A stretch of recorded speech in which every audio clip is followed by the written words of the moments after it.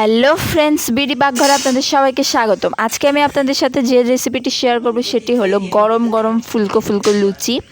আশা করব আপনারা সকলেরই এই রেসিপিটি খুবই ভালো লাগবে। এভাবে গরম গরম লুচি ভেজে আপনারা আলুর দমের সাথে পরিবেশন করতে পারবেন, আপনাদের সকলেরই খুবই ভালো লাগবে। তাহলে চলুন শুরু করা যাক আমার আজকের রেসিপি। এখানে আমি প্রথমেই নিয়ে নিয়েছি 500 গ্রাম আটা। এর মধ্যে দিয়ে দিচ্ছি 1 চামচ লবণ। এবার দিয়ে দিচ্ছি এর মধ্যে 1 চামচ কালো জিরা, দিচ্ছি 1 চামচ চিনি। এবার চামচ দিয়ে সবগুলোকে ভালো করে মিশিয়ে নিচ্ছি। দেখুন, মিশিয়ে নেওয়ার পর এর মধ্যে দিয়ে দিচ্ছি আমি পরিমাণ মতো একটু তেল।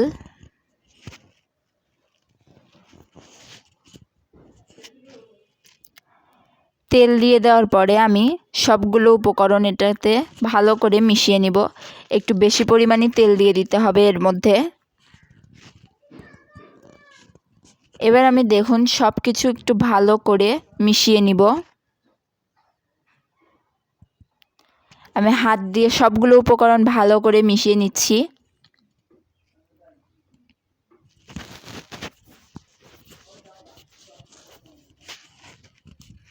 খুব ভালো করে এটাকে আমাদের মাখিয়ে নিতে হবে।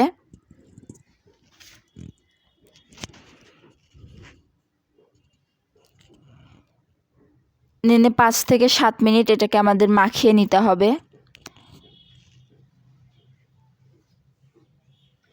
এর মধ্যে আমি আরও একটু তেল দিয়ে দিচ্ছি,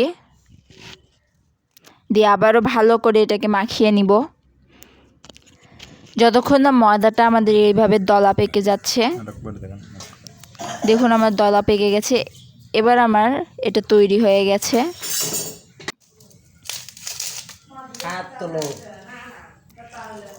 এর মধ্যে আমি দিয়ে দিব এখন গরম জল। গরম জল দিয়ে আমি ডোটাকে তৈরি করে নিব। আবার আমি হাত দিয়ে মাখিয়ে ভালো করে ডোটাকে তৈরি করে নিচ্ছি।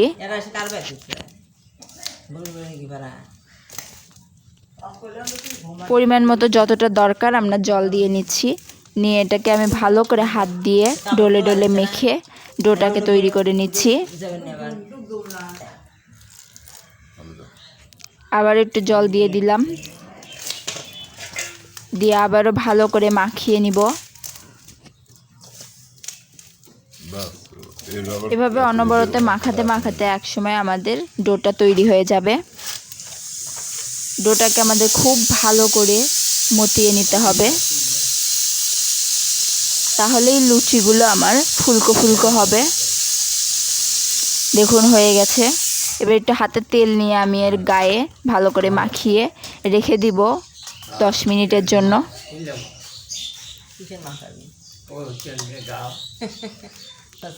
পুরোটা আমি ভালো করে তেল দিয়ে মাখিয়ে নিলাম।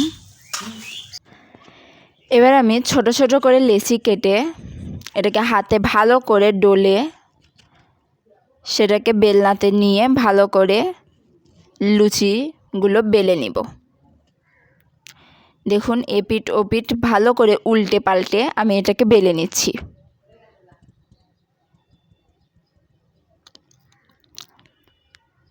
এটাতে খুব বেশি পাতলা বা খুব বেশি মোটা করে বেলবো না,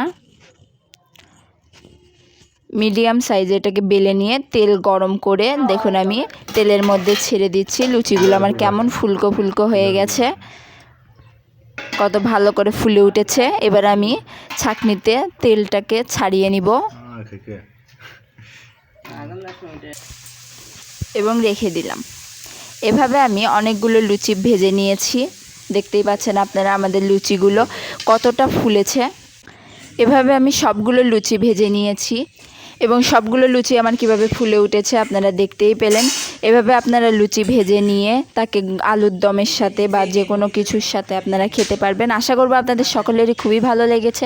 যদি ভালো লেগে থাকে আমার চ্যানেলটি সাবস্ক্রাইব করে আমার পাশে থাকবেন। ধন্যবাদ সকলকে।